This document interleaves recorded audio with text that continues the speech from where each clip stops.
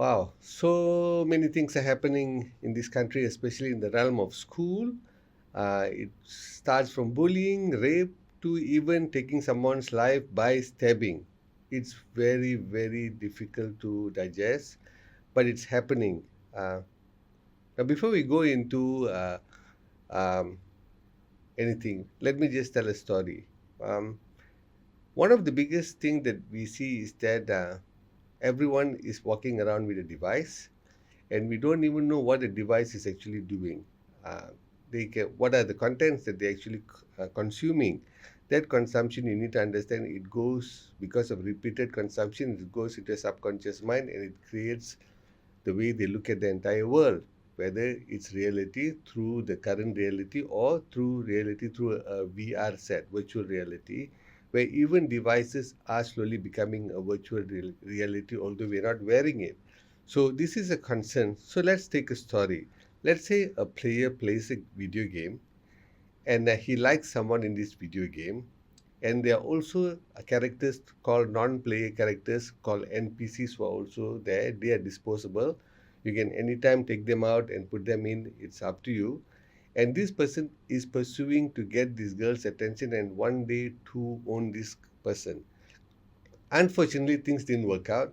And then the person in the real world rejects this person, but this person is so engrossed into the world of virtual reality, and what happens is that takes a knife and stabs this person, and then hopefully this person who got stabbed gets up and say, let's do that again. But it doesn't happen like that. There's no points into this.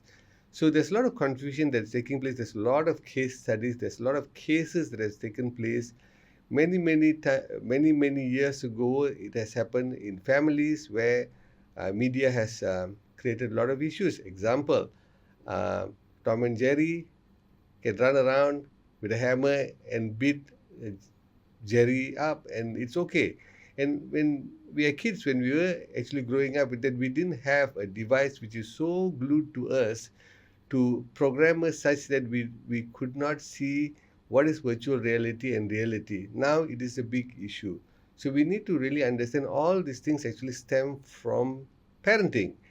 Because when I meet up with parents and then they tell about the kids, the kids are always into glued to their phone. I always tell this to them. I go very near to them and then tell this slowly to them. Please slap the person who gave the device to them. The small kid didn't go and buy the device. Parents gave it. Don't know for what? One of the biggest reason is that please do not disturb me, or with the real righteous way of giving kids knowledge. But you must understand the first 6 years is hypnotic stage. If you understand that, the kids are actually catching. So if they're too young, they don't understand this, and the whole life runs after the 6 to 7 years of infant programming. So we need to be very careful what are we putting there. Now the kids go to school and we hear all this nonsense taking place, and parents are so upset to send their kids even to school. Who they blame? They blame the teachers. They blame the counselors. And nobody takes responsibility, but a life was lost. Many cases recently, so it really bothers. So I would like to just share some of my thoughts. Now, while this thing is happening from the story, let's say the scenario from the story, the player A, I'm sure he has been talking to someone regarding his obsession or compulsion. It could be in social media or with his friends. Now, the problem is, what sort of association is that? You must understand the association in social media, very few people take responsibility. That has stemmed to a lot of suicide through bullying.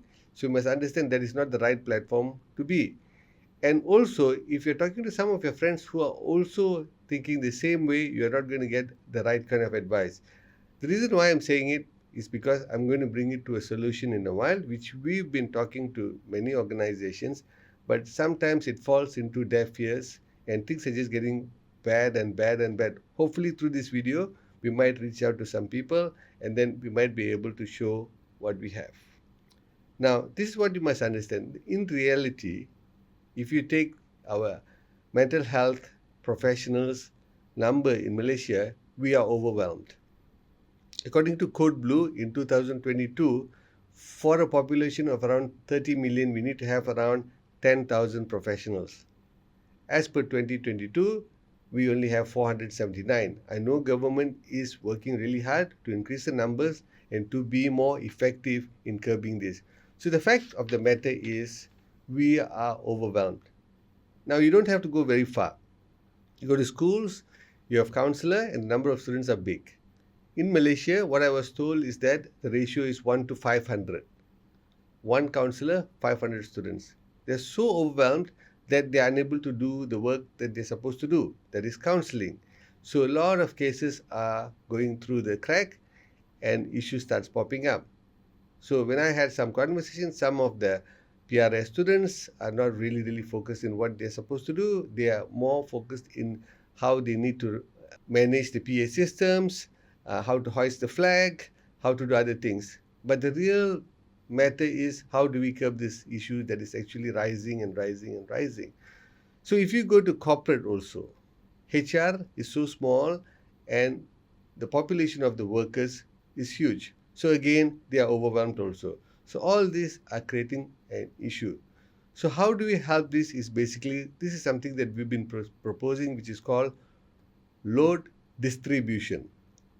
What I mean by that is to take the heavy load and distribute it to empowered people. It starts from family, so parents, counselors, and also student leaders can be part of this solution, where they are equipped with the reset concept on how to be positive through the teachings of positive psychology and how to conduct happiness circle in a structured way.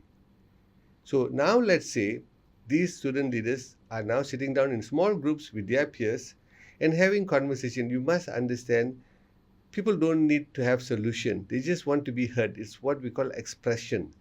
One of the biggest issue of illness pops up from suppression.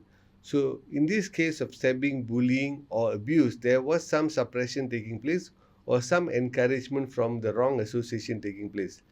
Now you sit down with student leader and then have this structured conversation, and through this structured conversation, the student leader who has been trained for a day in this program will be able to identify if A is obsessed or compulsive about certain things. So he's lending a ear without giving a solution, and he slowly brings this matter to the counselor, telling that, dear counselor, A is having some sort of problem with the girl, and please, can you please do some intervention? Now this is when counselor goes in and does his work in whatever way that he has been trained. To assist him, the counselor can also give this student to have a brain gym, which is called the Reset app, to use the Reset app, and through the Reset app, he'll be able to see the dominating thought of the student, and through the dominating thought, which actually leads to the emotion. Emotion is very powerful in getting the person into action, either good or bad. Now with this dominating thought, the counselor can have a structured and also strategic, meaningful conversation with this person and perhaps relieve that compulsion slowly but surely. With that initiative, a life can be saved. So this is something very important. Our wish is to help, is to assist. The most important thing is equip and empower both parents, counselors, and also the student leaders who will be the catalyst of the change in distributing this heavy load that we are experiencing. So with that, my humble request is, if you're hearing to this, please hear us out and see how we can be of value. Thank you.